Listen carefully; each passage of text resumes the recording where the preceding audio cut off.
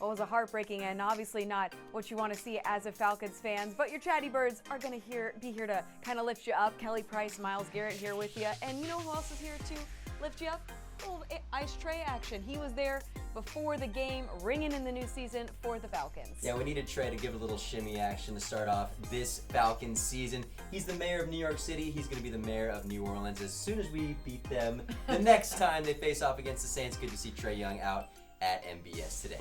Also, our friend Charles, a nice gif about Drake London, who had a breakout game in his first NFL start. Just doing this to Saints defenders all day. Yeah, Drake London was coming off an injury in the preseason. Didn't see a whole lot of him, but man, it did not look like the man was hurt this preseason. He's already ready for the Falcons rivalry, knocking Saints players' helmet off, making big plays like this. He's just a wrecking machine, and I'm excited to see a lot more of him the next time the Falcons play.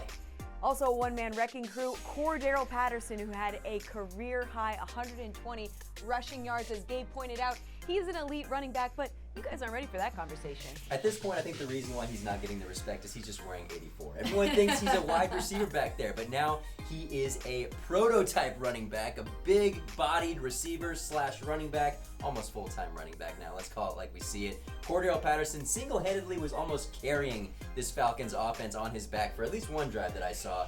Powered through in the end zone, got the Falcons the points they needed today. Theo Williams says, I, as an Atlanta Falcons fan, broke my fantasy football rule of not drafting players from my rooting interest team. He took Cordarrelle Patterson, and he left him on the bench. If you left Cordarrelle Patterson on the bench, that's just on you at that point. Tisk, tisk. I'm one of them included. I'm sorry, Theo.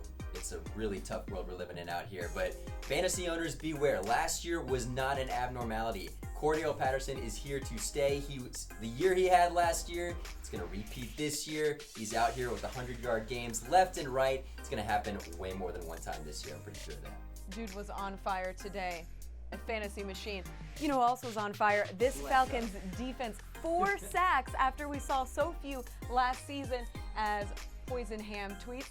2 sacks in one drive. We didn't know what to do with ourselves. 2 whole sacks. I think we're almost at last year's total after just one game. Team P's dialing it up, getting guys in the backfield. The days of Patrick Kearney and John Abraham are back. We are getting to the quarterback this season. Love to see it.